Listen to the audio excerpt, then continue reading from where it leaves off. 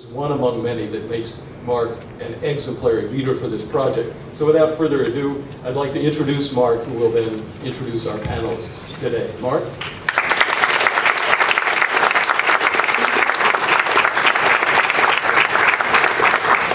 Thanks so much, Christopher. And I just wanted to thank really the whole team and the administration at the school, but particularly Christopher for really helping to make this day possible. I can't believe we're actually here. And I'm the luckiest guy in the world. You want me to stand up? Okay. Got it. Hi, everybody. Great to see you. So I'm the luckiest guy in the world because Todd Gershwin is a graduate of the University of Michigan, and he and his father, Mark George Gershwin, who's sitting right in the center here, wanted to have a critical edition done of their uncle's work and great-uncle's work. And he just happened to call the University of Michigan because he had been here as a student, and he happened to call the one place in the United States that really had the expertise to pull this off. And the reason we do is because of Rich Crawford, who's right here.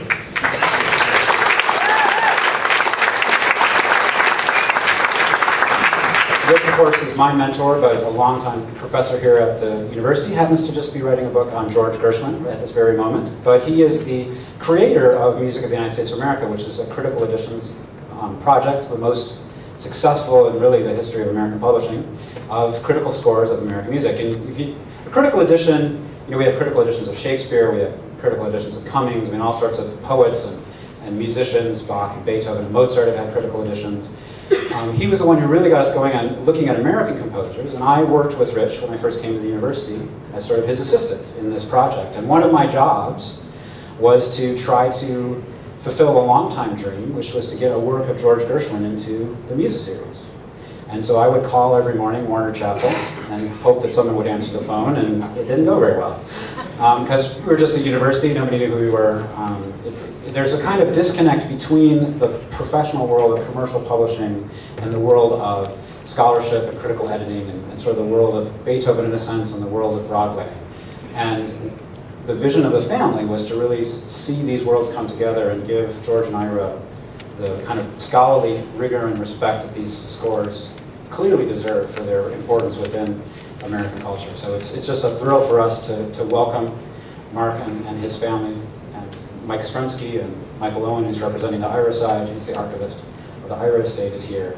And we have sort of two projects. One is this critical edition, which is basically clean new scores of every Gershwin work we can uncover. The other is an educational initiative, which will try to have a broad impact on the university, on our students, and that'll include both performance of scores by our orchestra, by our jazz ensembles, work with our musical theater students, but also then classes and seminars in the music and times and culture of the Gershwins in the 20s and really American song more broadly. So I'm joined up here with really probably the highest power panel we could assemble anywhere in the world on George Gershwin. In the center here in the pink tie is Mark George Gershwin, who is the son of Arthur Gershwin, who is the other brother. Could you stand, Mark? They're asking to take a look at you. Please join me in thanking Mark for bringing the project here.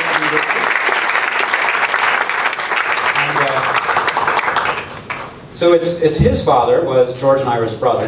Neither George and Ira had any children. So when George died suddenly at the age of 38, his estate passed to his mother, and then through his mother to Arthur and Frances. And so Mark is the part of the family that still has the surname Gershwin, and his son Todd, he has three sons. His son Todd is the graduate of the university who sort of brought us together. So we're really grateful for that.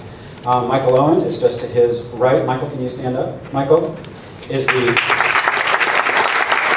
archivist. He's the archivist of the Ira Gershwin Trust and has been working for a dozen years or so with Ira's material. And we had a fascinating conversation last night and this morning about the loving care with which Ira really shepherded the legacy of George and the whole family. To his right is Daniel Washington. Daniel, can you stand up?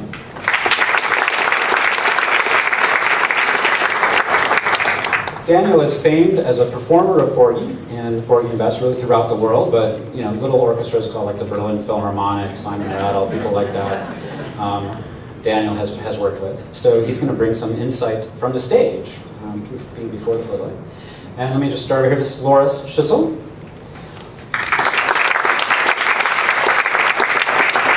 Loris is I'm really glad he's here because he actually brings the scholarship and performance of this music together. Loris is a conductor. He actually conducted in Pennsylvania last night, so at about 11 o'clock he drove back to Baltimore and got on a plane. So I don't think he slept since Saturday morning. So he's very energetic today. We'll enjoy his contribution. But Loris is also the keeper of the treasures. He is a musicologist at the Library of Congress, and he is responsible for the Gershwin archive.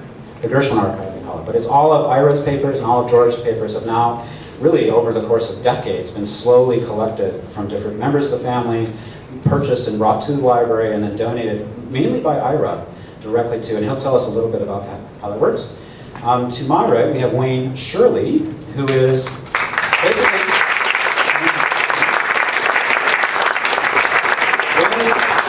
Wayne was Loris before Loris was Loris.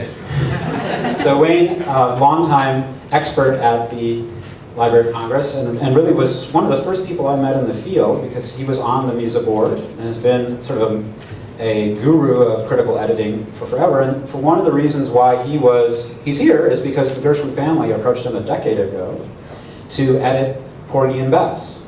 So although when starting off on a critical editions project, as Christopher said, we're looking at maybe 40 years here, we would expect to get to Porgy and Bess in year 36, 7, 8, 9, somewhere in there. But actually, Wayne is done already, right, Wayne? Yep, he's done. But, so we'll kick off the series with Porgy and Bess. So that'll be the first thing to appear. And then next to Wayne is Richard Crawford, who we mentioned earlier. Just stand up here. I just have to say is one of my personal inspirations, but it's very much the reason why when Todd called Christopher and Christopher called me, I said thumbs up, because I had worked in this project and really seen the potential of critical editing, which is a little bit out of favor in scholarship. It's not considered so much cutting edge. It's a pretty rigorous, painstaking process, maybe not so sexy as some other things we do as well as academics. I don't know if anything we do is that sexy, but in the group, this is not at the top, critical editing. But actually, it's the most fascinating stuff, because where you really get your hands dirty and you really dig into not just the received wisdom, but you develop the wisdom by working, firsthand with the pieces of paper that these amazing artists authored. So the sort of inspiration for this panel is to talk about the power of Gershwin, of Ira and George for the university. So we sort of know his music, and we're going to hear the music with Audra McDonald's fabulous singing the performance of our university symphony in a couple hours. But I wanted to talk about really the impact that this potentially has, the Gershwin initiative in the broadest scope, the impact here at the university for the kinds of conversations we'd have about American culture. I think the Gershwins, for me anyway, bring their milieu. I mean, Ira's one of the great observers of the world, I think.